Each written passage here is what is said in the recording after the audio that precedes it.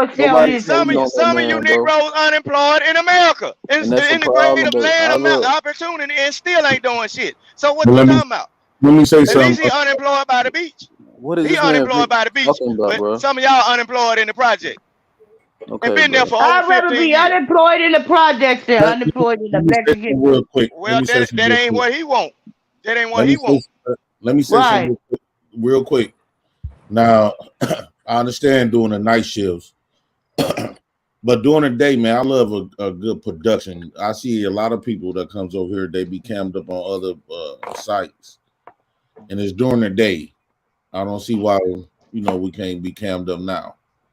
When you just see all these boxes like that, that's not good production. Because people don't know, new people that's coming in, they don't know who you are, they don't know who you talking to. So that's why Brains makes it more better production. Yeah, I feel that, Jay Prince. I usually have my camera on. I'm in my bed right now, bro. Second, I've been to the Mexican border, and it is dangerous. I crossed to Mexico, and they checked my van twice, going there and coming back.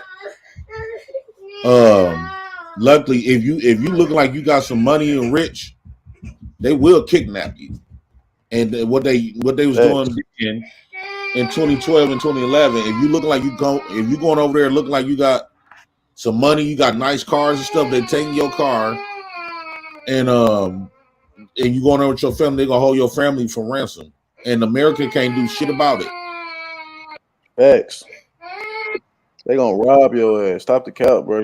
These cartels not fucking It'd be a around, little bro. boy, telling you which way to go when you enter the country. If they tell you to go the other way because you look like you going up there with Benzes and all these brand new cars, oh, they taking that. They swiping that.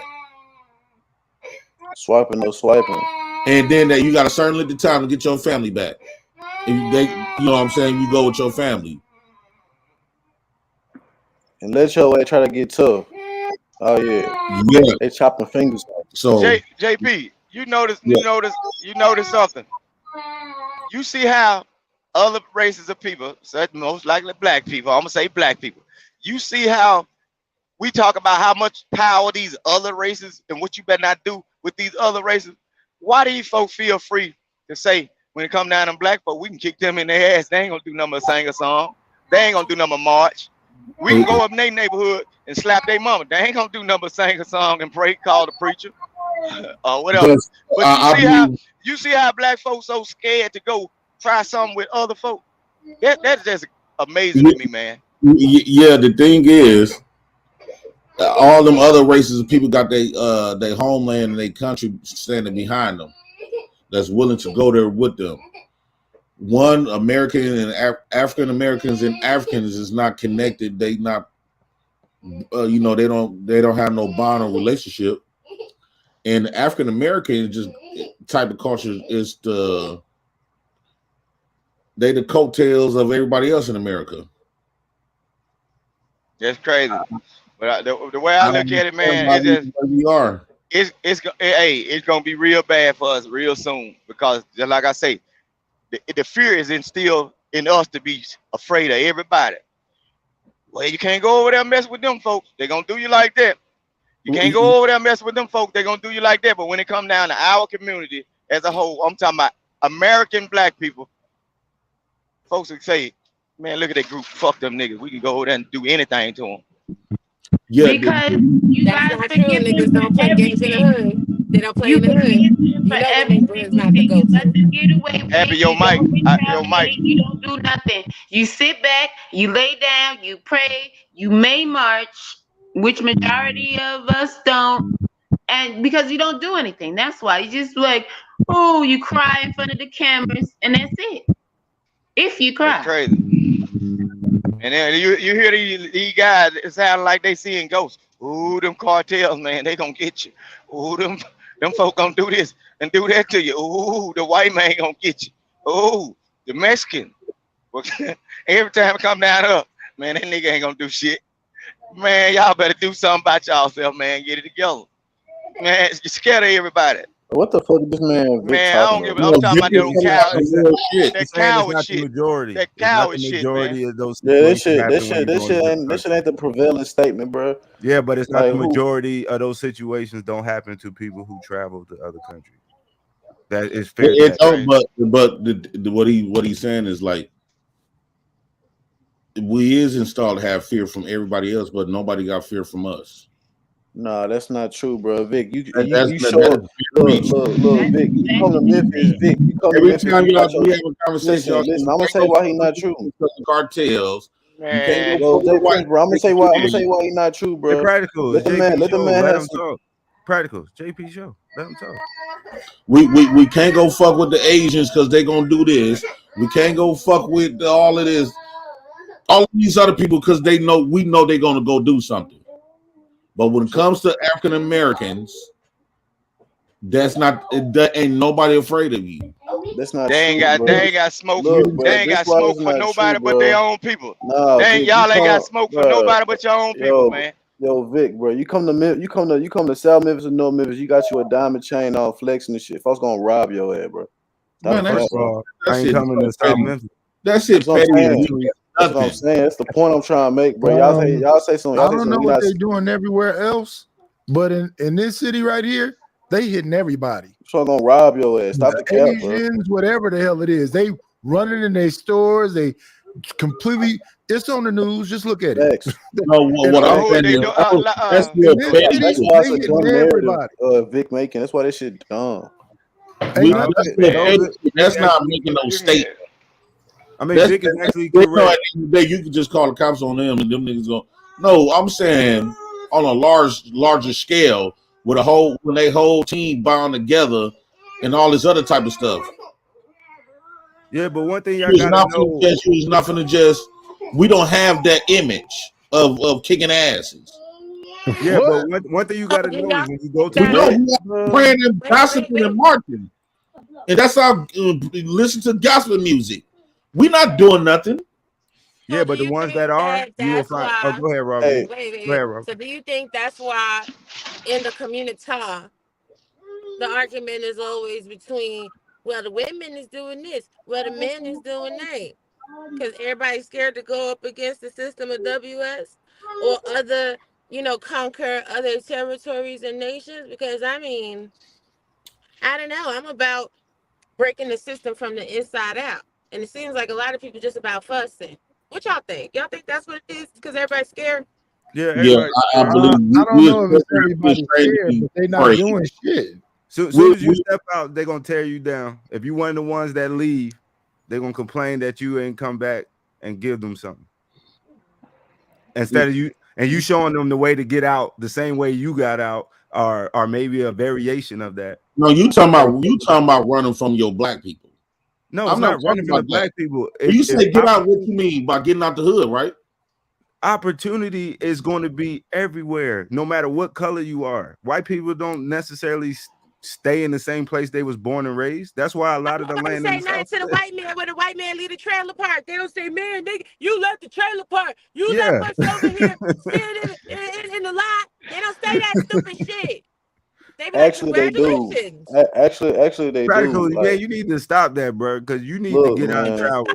Just bro, I gotta look. I work with white people. Look, I work with white people at the hospital. Because I know you behind that damn avatar eating on some fried chicken.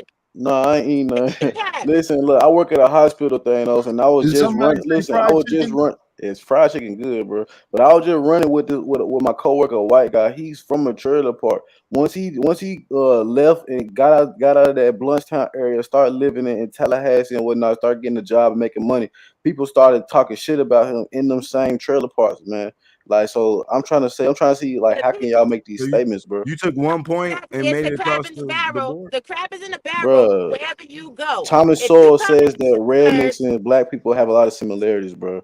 And that's one of them. If you come from the suburbs and then you move up into like the rural America because you done bought yourself a 10-foot square mansion, the people that lived around you in the suburbs gonna talk shit too. What it really is people is haters, yo. See, I agree, Robbie. That's my point. Right, you got out this bullshit and I'm still stuck here. Let me be upset at you because you did something I couldn't do. See, it ain't about no talking point about not getting out, whatever Thanos talking about, some shit. Like, nah, bro. Like, what I'm saying actually is y'all true, talking bro. about countries and y'all don't even have passports. I got a passport, bro. What you talking about? If you go there with y'all some talking about countries and y'all don't even own homes. Y'all talk about countries you don't even own a car. You talk about countries you don't even have a real stable job. You talk about countries you don't got no savings. You talk about countries you don't got no life insurance. You talk about countries. Raw B, I'm trying to learn, but you won't teach me. Come and save me. I need you. I want you and I likes you. Come join me on Butterflies on Business. I'm educating the kids. Educate the kids. Because what the hell is we really talking about?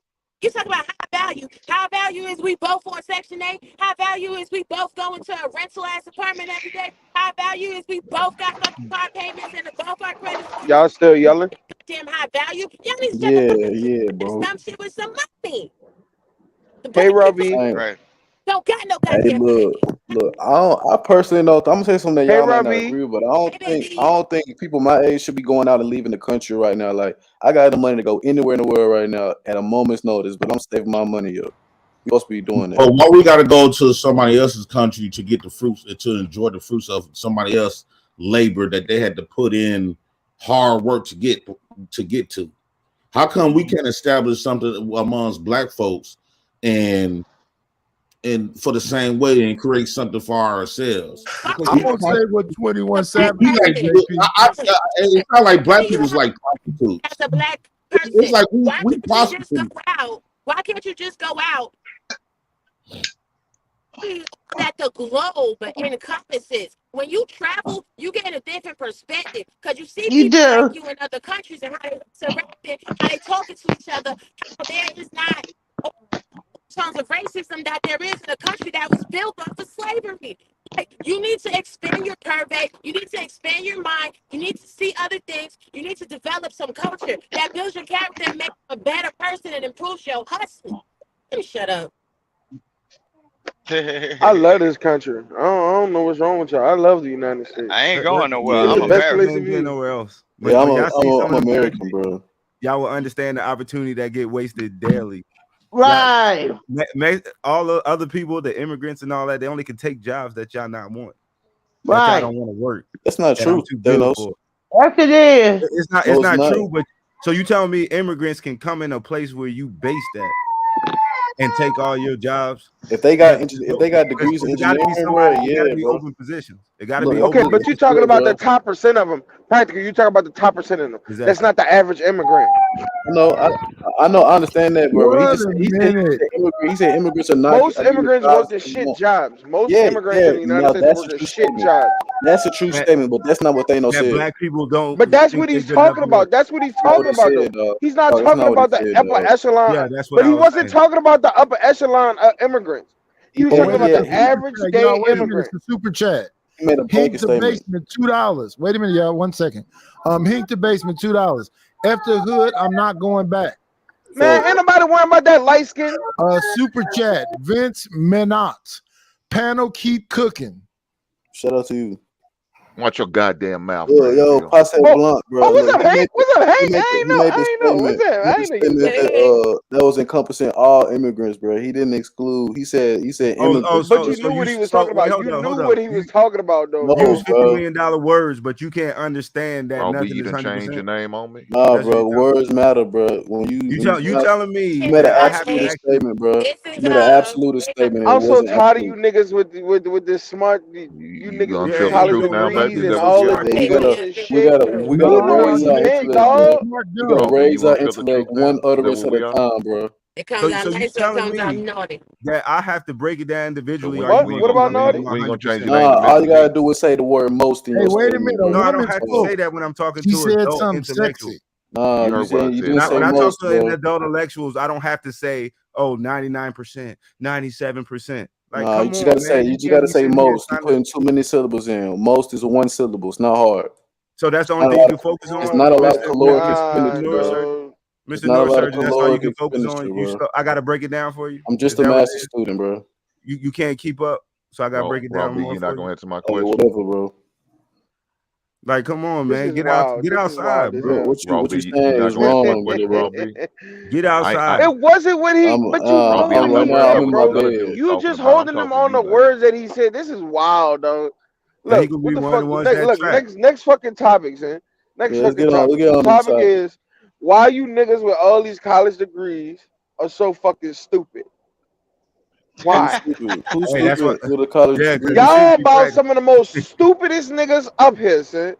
Y'all act like y'all know everything, punctuations and shit. And y'all about some of the most dumbest niggas ever. I'm saying though, but who That exactly? wasn't a All you structured niggas, and appropriate nigga, sentence you for a step foot minute. on a college, nigga, you step foot on a college for a semester, nigga, and ain't get the degree. I'm talking to you.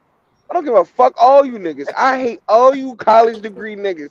You niggas get on my fucking nerves. See, I Posse don't talking know. all I this don't give a gangster fuck. shit. Why Granville, can't we all get Granville, I along? got number love for you, big Bro, bro. yeah, Is bro. that how You you? I can don't be give you a can fuck. you can be without a degree, bro. Nobody cares, bro. Don't be hating. Y'all niggas get up here and think y'all better than everybody. You still a Nah, nigga. see, that sound like Still a an nigga. You're still a inferiority dumb complex, nigga. bro. I ain't got no inferiority progress.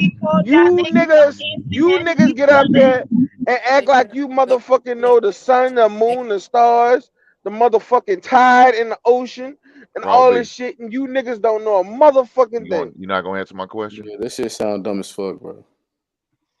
Oh, it You're sounds not dumb gonna answer now, my huh? question, Raw He B? actually telling the truth. It sounds dumb now, huh? Stop Nah, calling each other it always stupid. sound dumb. That statement Listen always to sounded me. dumb. Listen to me. Stop calling each other stupid and dumb.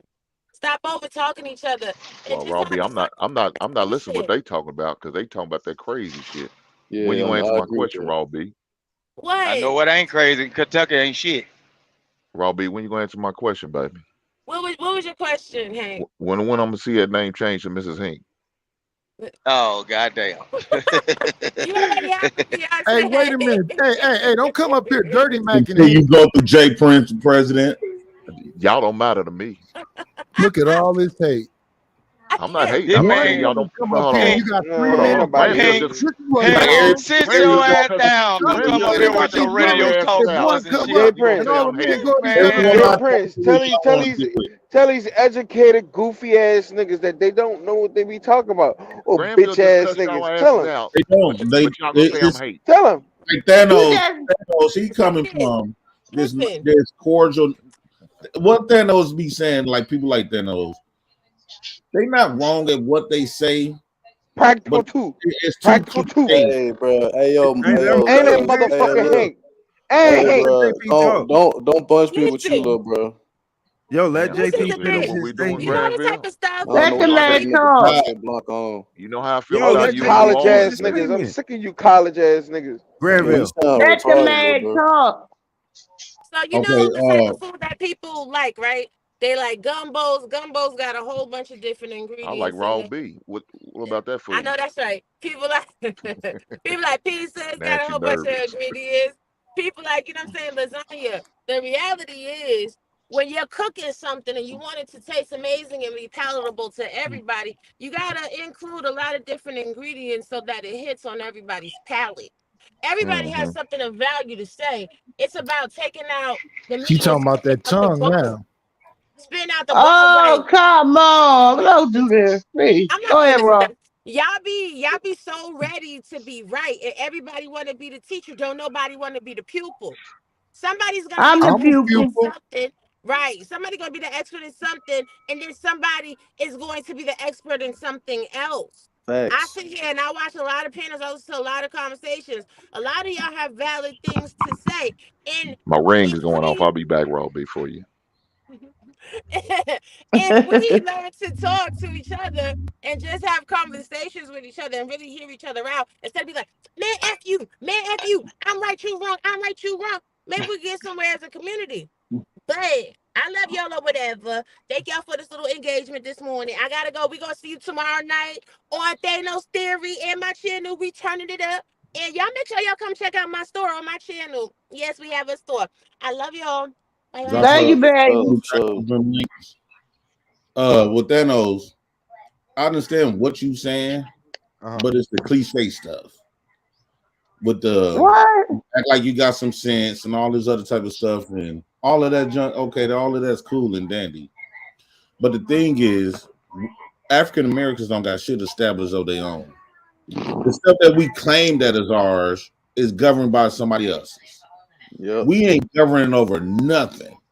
Nothing. Yeah, but it's no country that's built like that, JP. It's like that everywhere. No, Unless, other races they govern themselves in their own shit. no, Like it's, what? it's really not like that. America, when they do come to America, they don't shit on their home country. They don't try to not claim their own country like African Americans do.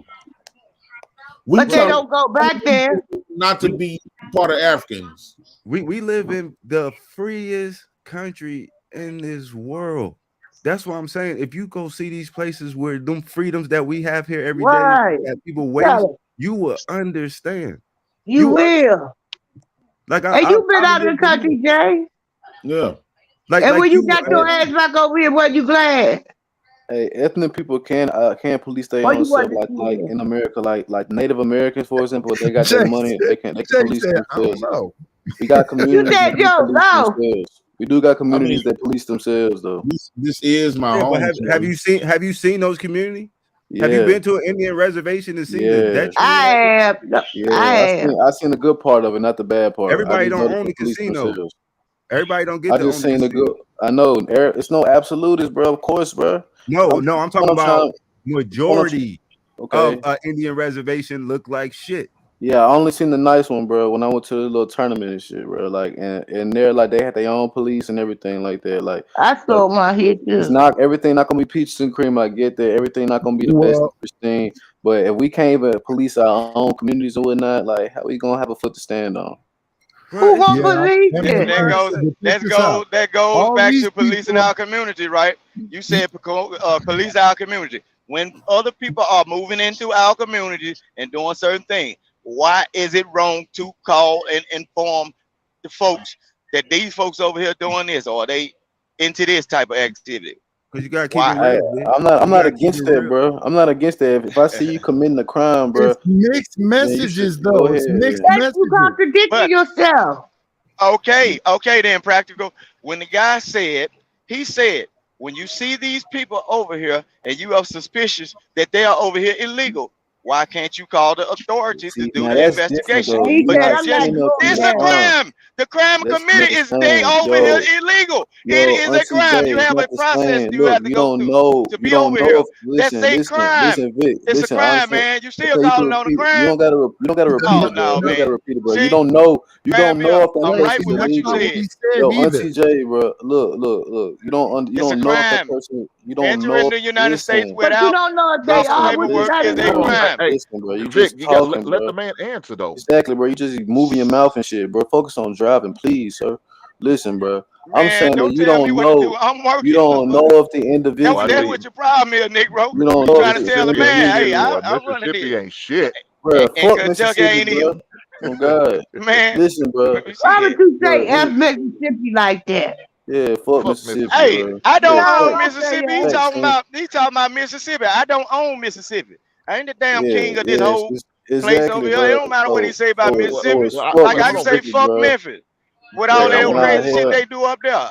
Vic, I hell want to hear nah, what my man bro. has to say though. I want to hear Listen, what his bro. answer is. Exactly, bro. Like, so look, man. Like, a quote unquote illegal immigrant that you don't have proof of them being an illegal immigrant. It's nothing like seeing somebody commit a crime in front of your face, bro. It's not the same, bro. Suspicion When of a you go crime is into not. certain white neighborhoods, they don't see you Look, do see, now certain you shit, talking but they'll about. Now you call and talking get your about. You black ass talking up about out of other there. White people don't got talking right. about. They You don't talking got about Off other of shit. suspicion. Vic, Off Talking of about other shit, suspicion. bro. You talking about other Off shit, of bro. suspicion that This you are not where Mississippi you're supposed to chocolate day. be. Talk about some other Off of shit right now, suspicion, bro. you will get a phone call. Bro, They'll call on you bro, off of nigga, suspicion. you a ninny Vic, let hammer, him bro. finish. Vic. Stop It Let him talking, bro. happens. finish. Let him Look, finish. bro, Man, it's a let's difference get you some between kids practical. it's a Man, I look, all this educated foolishness. That's all it is. A whole lot of smart Yeah, let dummies me let the that brother finish. Vic, put just out fuck all these him. talking points that don't even make no damn sense. In real life, that shit don't work. Take your black ass in certain neighborhoods up there by Memphis, where you at, and what they do in South Haven. What they do? They get your black ass way from over there. Off of suspicion. You ain't did shit. But you rode your ass through there with that charger, with them loud ass pipe, they can get your ass way from over there. Off of suspicion. They gonna call them folks. Look, Vic, I told you so how I this feel about. man, I this told you man how I ain't feel really about ain't Memphis, said baby. I nothing, say bro. fuck It's a Memphis different too, but at least let man. the man finish. Fuck Kentucky, bro. What the hell? So look, bro. Like He it's a need to send me difference some of that between. moonshine. it's a difference between seeing somebody commit a crime and then suspicion of somebody. That's the point I'm making, bro. I'm gonna send you some Woodford Reserve. Yeah, Stan, it's I got you. confusing. It's mixed messages. Yeah. Vic, you saying you ain't gonna do nothing. Vic, DM me your address, and I'll send you some Woodford Reserve. I got you. Hey, look at that quiet on there. You happy now? Ain't you? Yeah, he quiet now. He gonna get him some moonshine and shit. No. But I can't. I can't. Yeah, That's top shelf bourbon right there, though. That ain't no moonshine. That's Memphis. Memphis, y'all do that moonshine. Hey, Vic. I don't drink, bro. Right. Vic, Okay, I got you. I got don't drink either. still behind your house? You got a still? Do you have a still No, behind man, your I house? ain't got none of this. Man, I ain't got. I don't know how to do that. They got people that so make you just stuff gotta like go that, get the pear mason wine and jar all from that. somewhere else? Vic live on a big Look, land. you gotta know somebody. A lot of them guys Vic that live do that, on they your Vic, age. Vic lives on about 40 acres of land. Vic, why you keep coming at old folks? I'm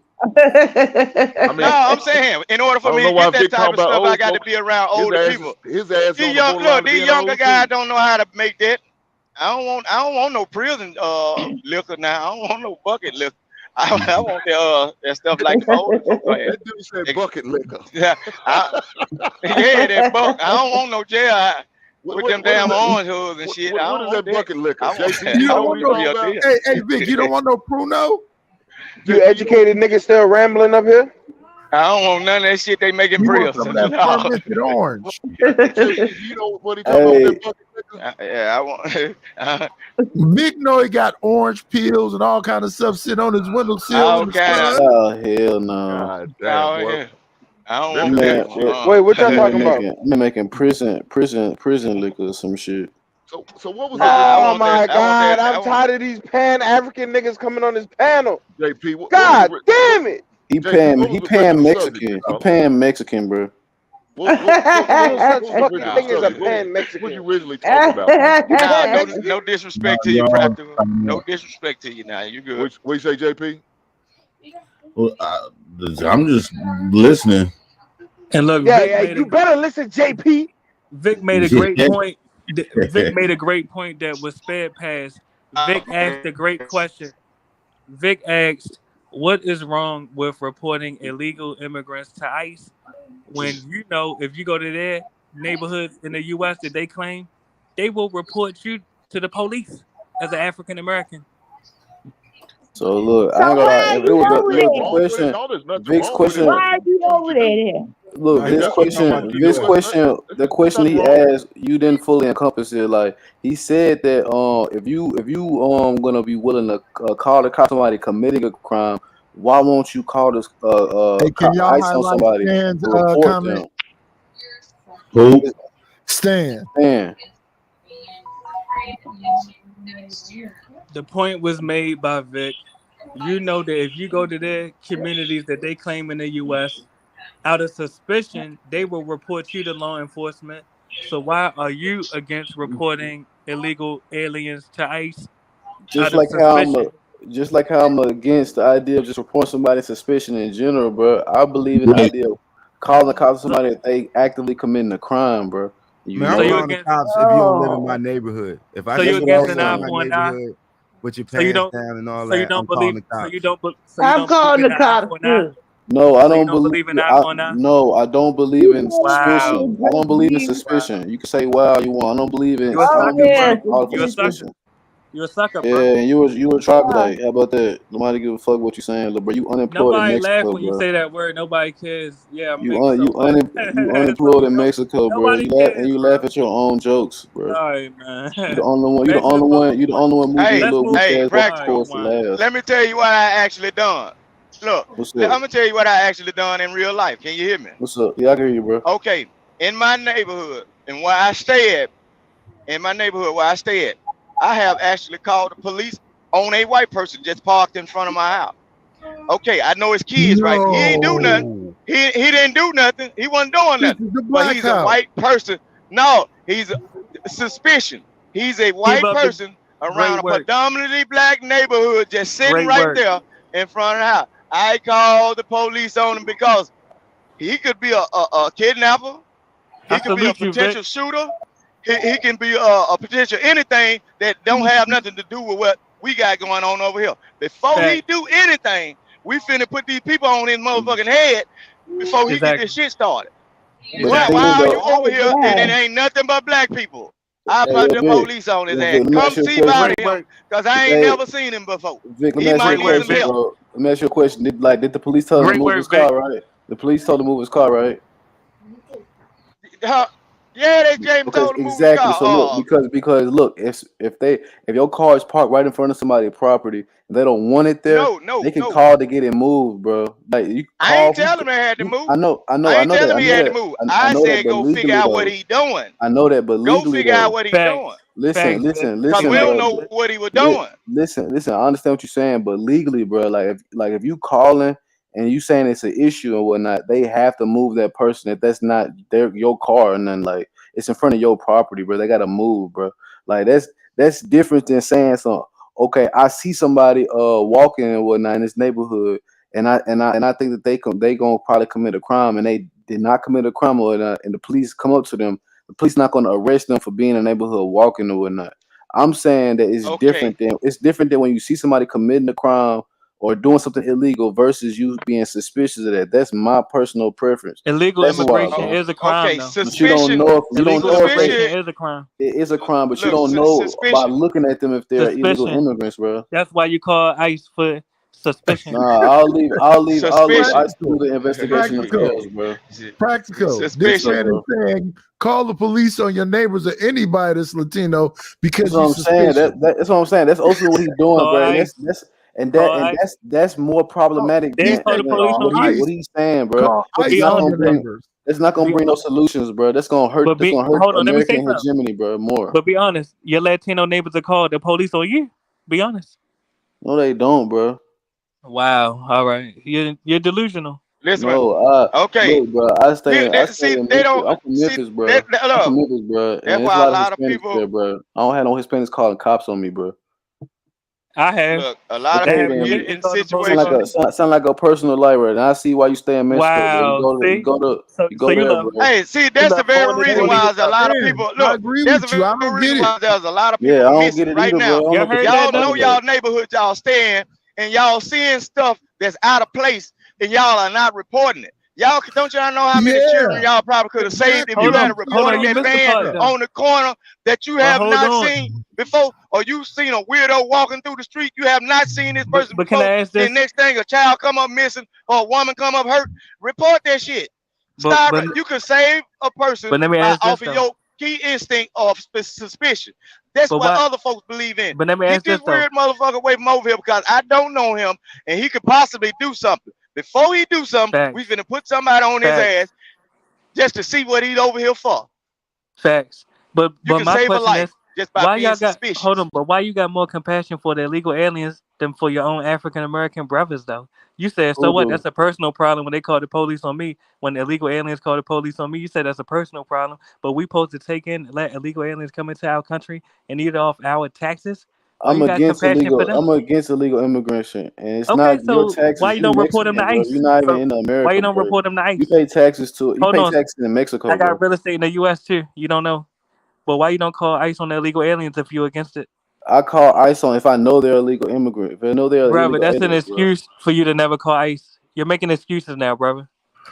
Well, man, it's a bunch of African Americans sitting in front of cars smoking Black and Milds and people twerking and all that stuff. And a whole lot of Latinos walking around them.